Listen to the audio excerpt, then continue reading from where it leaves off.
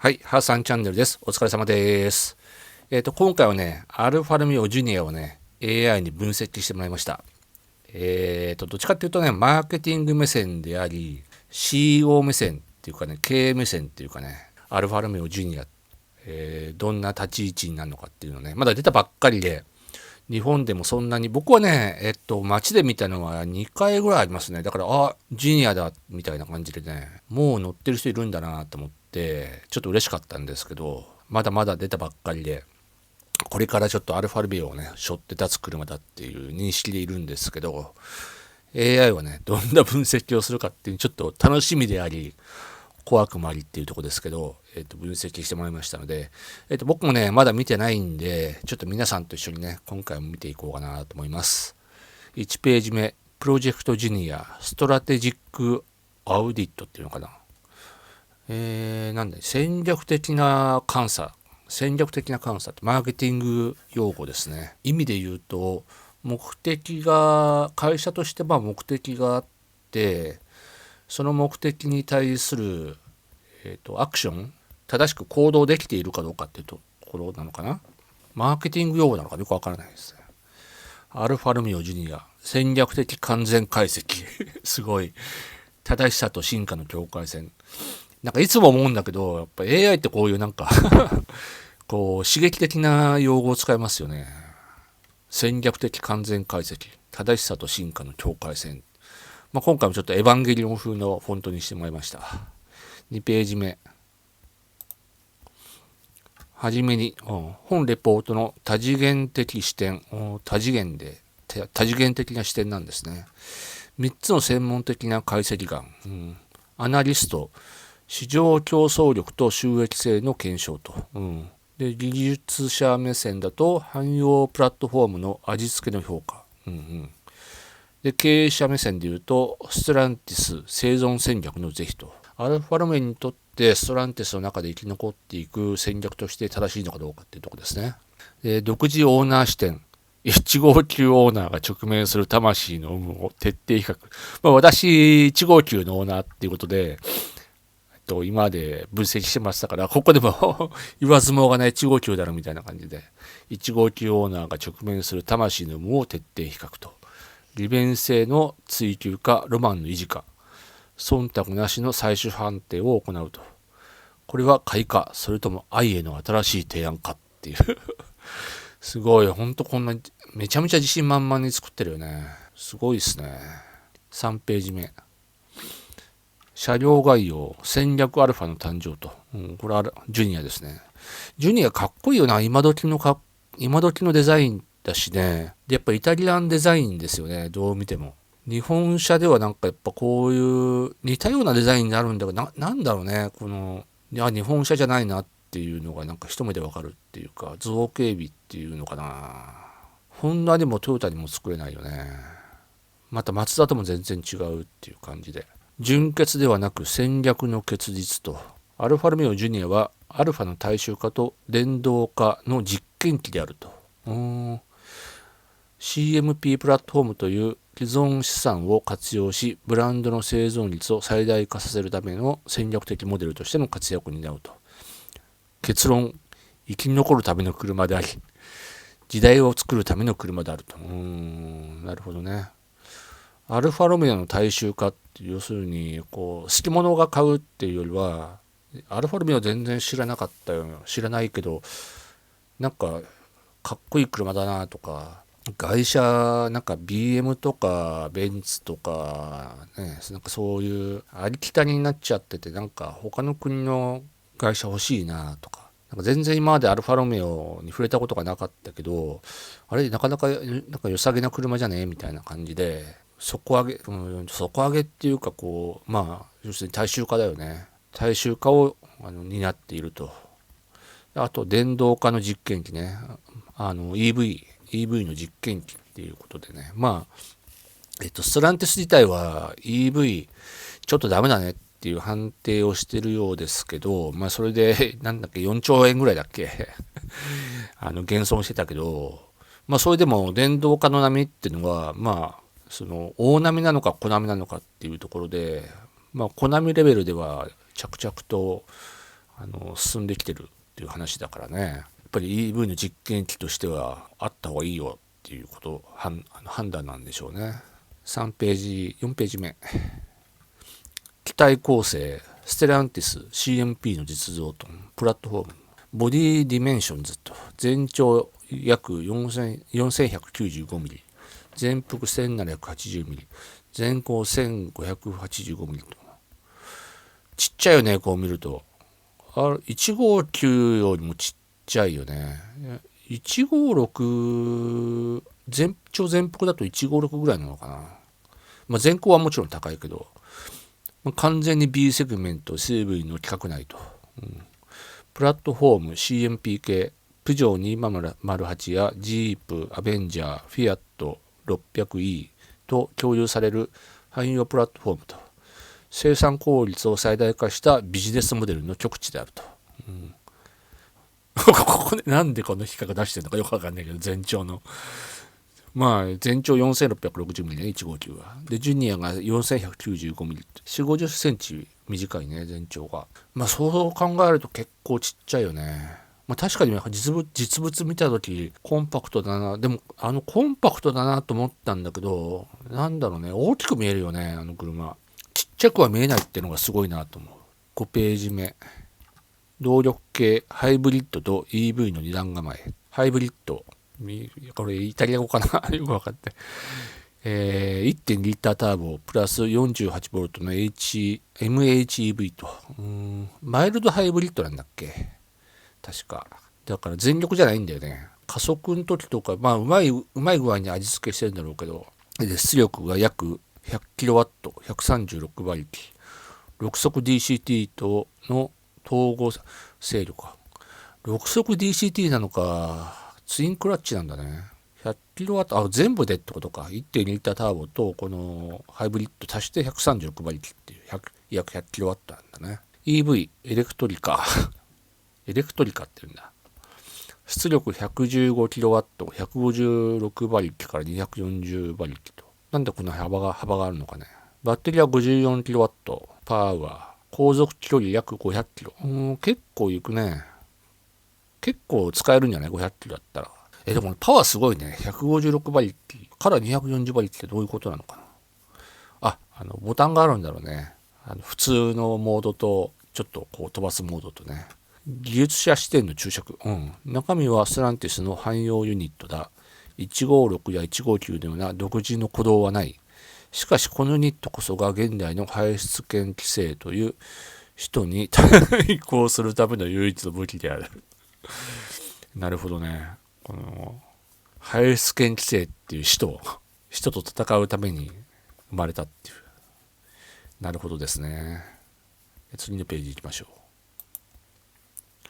う。技術評価。中身は汎用、味付けはアルファと。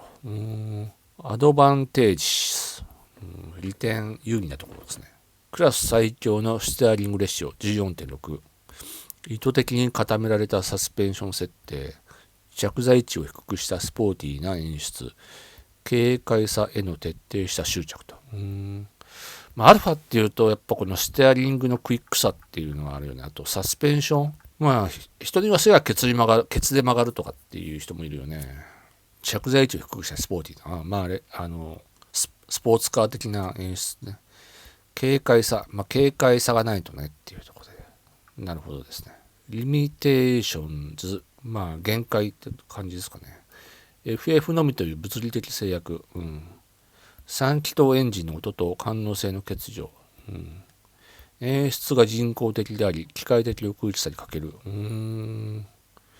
FF のみという物理的制約か。別にいいと思うけどな、FF のみ。3気筒エンジン、どうかな。でもガラガラ音がするとかっていうのはあんまり聞かないですけどね。そっか。音と感能性ね。感能性がないよっていうところが音に。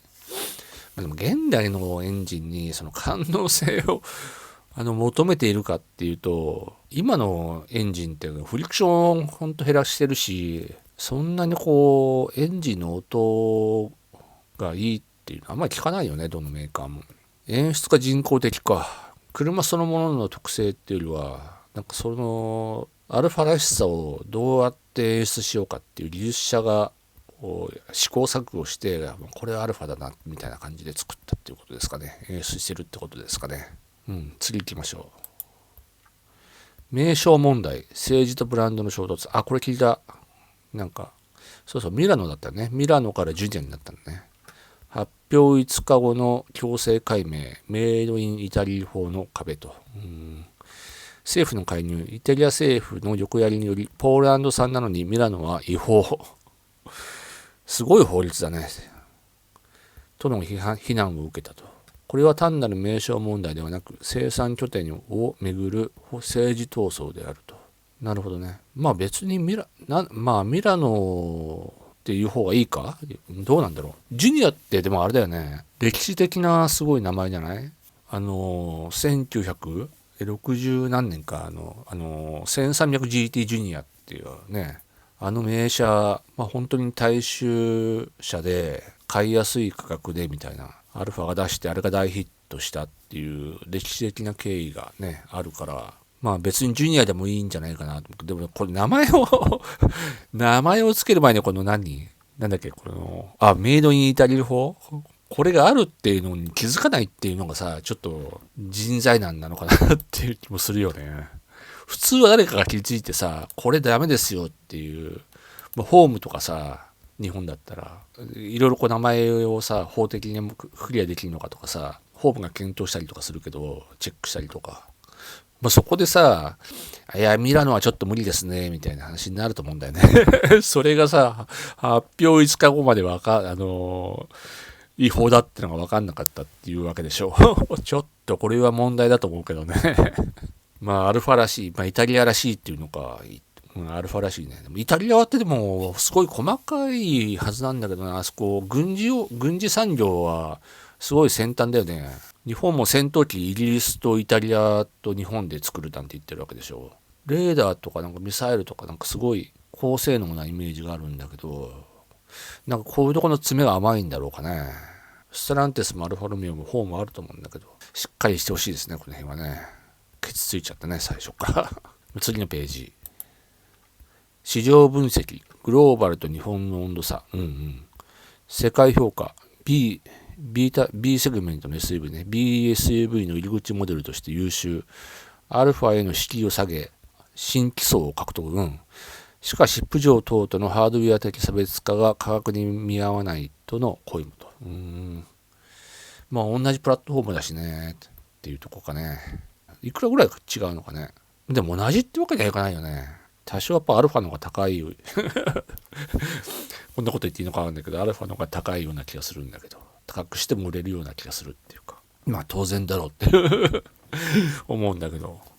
で、日本市場はと、日本の道路事情に最適な黄金サイズ、優れたデザイン性、しかし約420万から570万円という価格設定は B セグとしてはプレミアムすぎると。ちょっと高いんじゃねえのみたいな。そういうことなんでしょうかね。で、次のページ。1号機オーナー解析。魂の解像度比較。魂の解像度ってめちゃめちゃ難しいところを攻めてるね。比較項目。159。愛すべき重厚。思想。ドライバー主体の重厚感。エンジン、鼓動、音、感情的価値が主役。デザイン、色気あるイタリアの芸術と。エンジンとかはちょっと賛否があるよね。ドライバー主体の重厚感。重厚ではあるね。でも重すぎるっていう人もいるしね。どうなんでしょうか。でも、こういう魂を、159オーナーの魂を改造してもらったらこんな感じ。じゃあ、ジュニアはっていうところで、効率の警戒、市場主体の利便性、成熟効率電動化が主役、現代的デジタルポップ。なるほどね。この辺はどうしてもこういうところ狙っていかないと売れなきゃしょうがないから、趣味でやってるわけじゃないからね。売れるものを作んなきゃいけないっていうところでやっぱ市場主体の利便性なんだよね。成熟効率電動化が主役と。この辺が目玉にしてると。静かで燃費も良くてで電動化もしてますせと。ハイブリッドと EV と。ここは興味あるね僕ね。現代的デジタルポップっていう。まあ確かにイタリアンポップな感じはするよね。デザイン。日本車っていうか世界のトレンドなんだろうけどね、ああいうデザインってシュッとした感じで。アルファが解釈した現代的デジタルポップなんだろうな。次のページ。専門家の声。冷徹な解析。自動車アナリストの解析。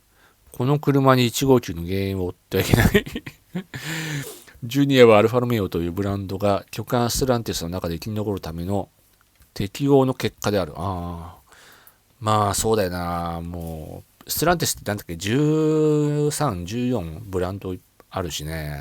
年間生産台数何万台とかっていうあれがあるわけでしょ。ハードルがあるわけでしょ。それを超えないとブランドなくなっちゃうよみたいな。そのステランティスの中でもマーケットの反応も良くなきゃいけないし、ブランドの中の競争にも勝ち抜かなきゃいけないっていう、その適応の結果であるってことですね。経営陣の独白、収益性の面では大正解と。共通部品を活用しつつ、ブランド量を上乗せできる BSV は最強の現金製造機だ。ロマンよりも現預金。それが今の真実だと。まあ金がなきゃ何もできないっていう。開発もできないしね。車を売ることさえもできなくなっちゃうから、まあ今のところは大正解なんだろうね。古参エンジニア。ステアリングの速さだけがアルファではない。だが、この制約下でこれほどまでにアルファ風に仕立て上げた若手の努力には敬意を表すべきだろう。ジュニアの持つステアリングのクイックさだけがアルファロメオを表してるわけじゃないよと。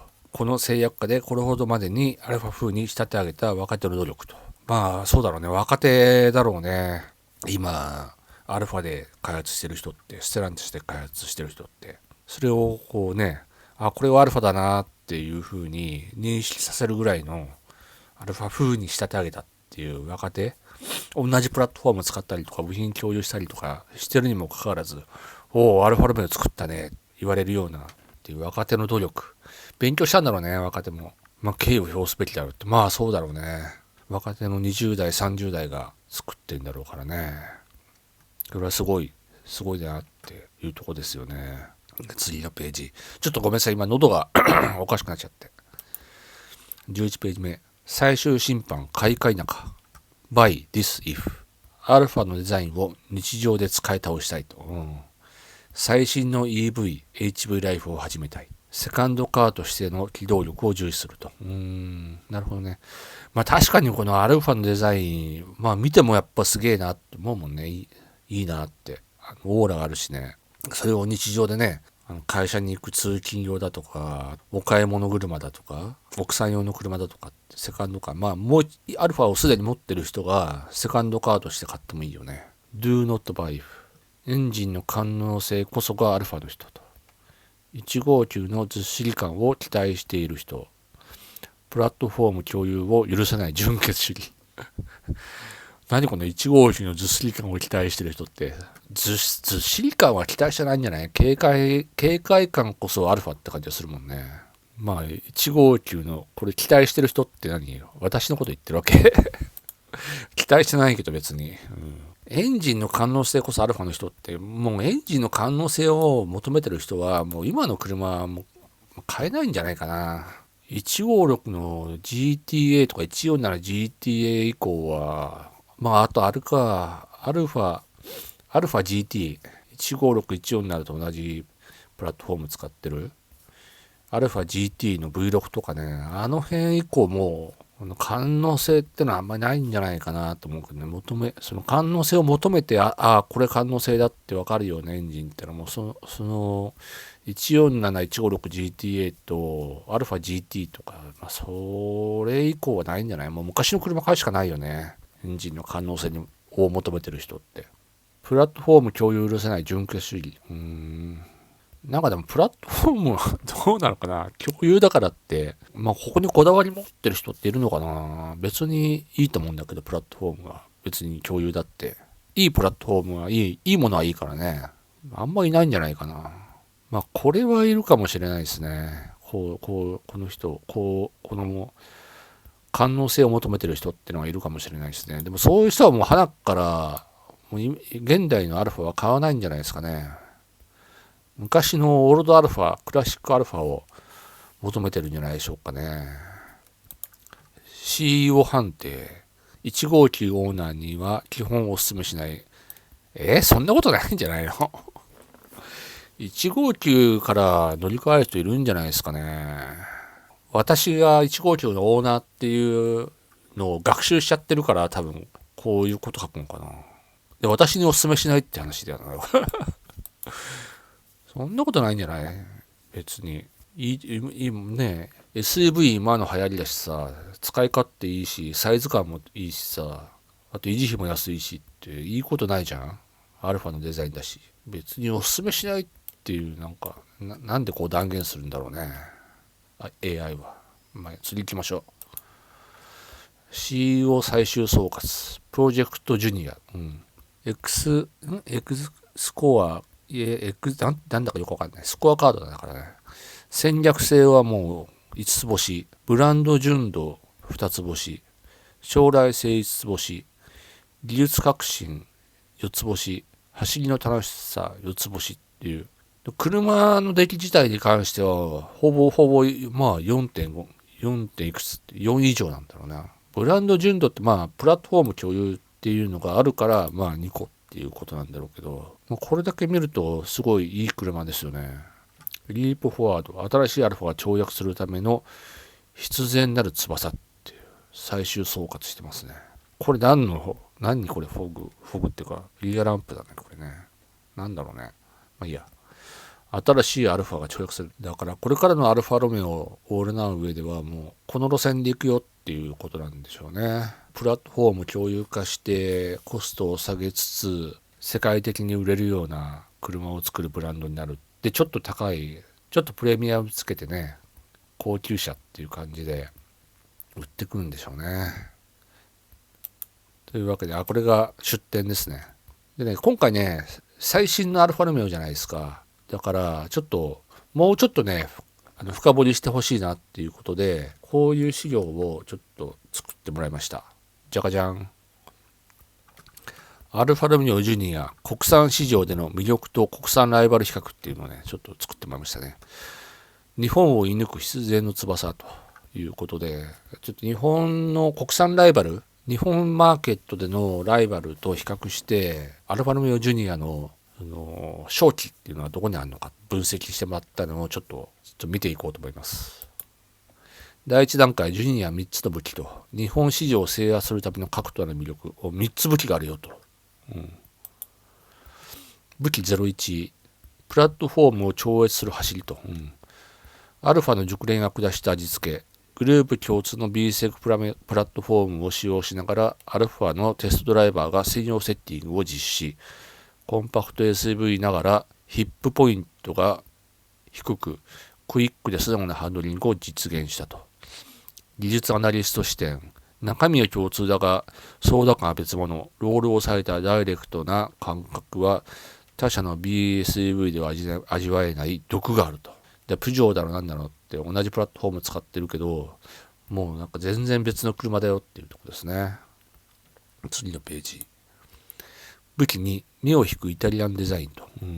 見てこれ、めちゃめちゃかっこよくないですかこれ実物の方がね、すごいなんか造形がね、すごいなって思ったんだよね。こうパネル一枚一枚がやっぱ考えて作ってんだろうな、イタリア人。イタリア人、フランス人なのかなイタリア人なのかな、まあ、ともかくなんか、すごいなと思いましたよ。実物見たら。情熱的な造形で植える選択肢。大胆な縦型グリル、スクーデットの再解釈や名車をマージュしたホイールデザインが最大の売り。1.2 リッターターボの軽快なハイブリッド、イブリダと力強い EV、エレットリカからライフスタイルに合わせて選択可能と。この縦型グリル確かに再解釈されてましたね。こういうのありだなって、なんかこのアルファロメオのマークなんですけど、確かね、ローンチした時の特別仕様車なのかな、このアルファのマークがついてるの。これかっこいいなと思って、俺の159にパクりたいなと思ったんだけど、これ付けられなさそうなんだよな。ちょっと形が違うから、これはちょっと無理だろうなっていうところなんだけど、これかっこよかったっすよ。で、普通のモデルだとアルファロメオって入ってるのかな。もうそれもなんか、すげえかっこいいなと思った。アルファロメオって入ってるのが。これなかなか良かったですよ。かっこよくて。欲しくなりましたけどね。お金があれば買ってたけど、お金ないから買えないですけど。次、武器さん、日本にジャストフィットする最適解と。全長 4.17 メーター、戦力的価値と、さっきも出てましたね。日本の狭い路地や都内の立体駐車場でも取り回し抜群のコンパクトボディ、ハイブリッドモデルは420万円からという戦略的価格で憧れのアルファを現実的な選択肢へと変えたと。4.17 メーター、都市部での機動力最大化と。値段もね、420万円だからね。からだからね。いいよね。本当にサイズ的にはぴったりだと思います。乗りやすく使いやすいっていう車なんじゃないかな。次。第2段階、国産ライバルとの交戦。まあもう交戦状態だ。競合3車種、レクサス LBX か。CX30、マツダね。ベゼル、ホンダか。いいとこも持ってくるね。試脚、レクサス LBX。成熟性 VS 情熱の極北。何だろうね。よくわかんない。難しい言葉を使ってきましたね。サイズ感、プレミアム感で真っ向勝負。LBX は洗練された高級感と成熟性を強みとするが、ジュニアは運転する情熱とエンジン音のスポーツ感で対抗すると。でもエンジン音ないんじゃないの？ EV ないよね。さっきなんかエンジン音はなんかそんなに感動的じゃないとかって言ってたけど、この星ちょっと間違えてんじゃない？なんか、これレクサスのこと言ってたよね。成熟性。レクサスはだから星5ですよと。情熱的ハンドリングは星3ですよってそういうことだよね。楽しい車はやっぱりアルファなんだろうね。成熟性とか、あとなんか高級感とかっていうのを求める層にはレクサス。ハンドリングとか、アルファロメオ乗ってるぜ、身にまとってるぜみたいな、その情熱とかスポーツ感はアルファロメオだっていうところですね。なんでしょうね。だからもうレクサスを求める層とアルファロメオを求めてる層は違うっていうことなんだろうな。次、思想の対抗、マツダ CX30。美しさと走りの喜びへの共鳴と。価格帯は CX30 は低いが、走る喜びを重視する層で比較。CX30 の実用性に対し、ジュニアはよりコンパクトで軽快な身のこなしと、イタリアンブランドの特別感で差別化を図ると。走りの質感はマツダも肉薄するが、ジュニアには非日常の色気が宿っていると。なるほどね。マツダのデザインってやっぱヨーロッパデザインですよね。ヨーロピアンデザインですよね。国産メーカーの中では本当美しいなって思いますよね。なんか造形的っていうか、シンプルだけど造形的な感じがしますね。どっちかっていうと、ジュニアの方がなんかすごいパネルが結構分かれてて、複雑なデザイン。日本車に近いようなデザインなんじゃないかなと思いますね。ジュニアには非日常の色気が宿っている。で、ハンドル握った時に、これからアルファに乗るぜみたいな。アルファのハンドルを握るぜみたいな感じなんでしょうね。なるほど。飛ばします。実用性との決別、ホンダベゼル。ホンダベゼルって俺見たことあるけど、どんな車かよく知らないんだよな。圧倒的広さを捨ててでも得る個性。ベゼルは日本車らしい室内の広さと実用性が最大の武器と。ジュニアはあえて実用性を割り切り、ドライバー中心のコックピットなど個性の強さを優先。趣味性を極めたパッケージングであると。室内の広さと実用性か。ジュニアはあえて実用性を割り切ってドライバー中心のコックピットなど、ハンドルを握るドライバーファーストな。ベゼルっていうのはそうじゃなくて、車に乗る人々と、あと荷物とか、なんかそういうところで実用性っていうのを売りにしてるっていうところなんですかね。次、最終総括、エモーショナルな選択肢、ファイナルオーディット。走りの楽しさ5つ星、デザインの色気5つ星、日本での取り回し5つ星、すごい。コストパフォーマンス3つ星、実用性広さ2つ星と。これ見るとやっぱ所有する喜び、あとハンドルを握る喜びっていうのを、ファーストに選ぶ人にはもうもってこいなんだろうな。もってこいですね。しかも日本での取り回し最高だから、ファーストカーとしてもセカンドカーとしてももう申し分ないっていうところ結論、予算内でラグジュアリーな LBX だが、スペックを超えたエモーショナルな走りを渇望するなら、ジュニア唯一無二の選択肢となると。駐車場に止まった愛車を思わず振り返って見てしまう色気を選べるか。なるほどですね。で、価格はどうなのってとこで、価格の比較、情熱への投資価値と、ジュニア、イブリッド、エレクトリカ、ハイブリッドと、あと EV でね、420万円から590万円と。レクサス LBX は460万円から576万円。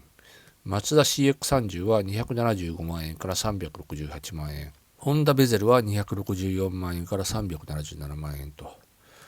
国産税の最上級グレードより高いが、レクサスより身近な絶妙な隙間をついたプライシングと。ジュニアの方が幅があるよね。420万円から590万円だもんね。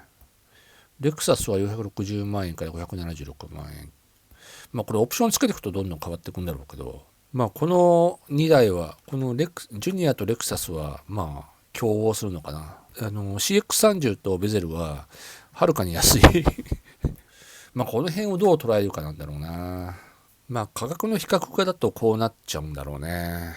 もうお金なきゃこっちでもいいや、みたいな。それでいてね、最高級グレードだしね。アルファやっぱ外車だから、このレクサス LBX と比較すると、でもいいとこ勝負なのかな。でもこの本当にジュニアとレクサスの LBX、これは競合するような感じがします。だからやっぱりアルファロメオジュニアに求めるものっていうのはやっぱ違うんだよね。国産と、あとアルファロメオって。どこに視点を置くかっていうところでだいぶ違うんじゃないですかね。ここにも書いてあるけど、やっぱり美しさとかさ、デザインとか、駐車場に止まった愛車を見て思わず振り返ってニヤニヤしちゃうみたいななんかそういうものが、そういうところにこう価値を見出してくれる人は、アルファロメオジュニアもめちゃめちゃおすすめ。この実用性、広さ、車なんて一長一短あるからね、もう全てがファイナルアンサーで、もうこれしかないっていう車ないじゃない。どんな高い車だって妥協するところは妥協しなきゃいけないから、そういう意味ではアルファロメオジュニア選択肢に十分入るんじゃないですかね、日本のマーケットで。もうちょっとね、知名度を上げてほしいよね。アルファロメオって知らない人もいるからね。知ってはいるけどどんな車かよくわかんないみたいな。そういう人もいるから、アルファ乗ってイタリア車に乗ってんのか、アルファロメオに乗ってんのか、イタリア車に乗ってんのか、みたいな。ちょっとなんかこの人感度違うみたいなさ。ちょっと感度高いんじゃねみたいな。何やってる人なんだろうみたいなさ。そういう考えさせられるような、考えさすような車じゃないアルファって。住宅街とかにさ、たまにこう止まってるじゃないアルファロメオ。そうするとなんか、この人、ここんち何やってる人なのかなとかさ、どういう人なのかなとかなんか考えちゃうんじゃない。だからそういうなんか面白そうな車ないかなみたいな、持ってて楽しませてくれるようななんか車ないかなって、そういうのを考えてる人にはもう超おすすめっていう。アルファどうですか、ジュニアどうですかっていうふうに超おすすめできると思います。というわけで、今日はね、アルファロメオジュニアを分析してもらいました。AI はね、チャット GPT と、あとジェミニまたちゃんぽんで両方使いました。というわけで、今日の動画はここまでです。ご視聴ありがとうございました。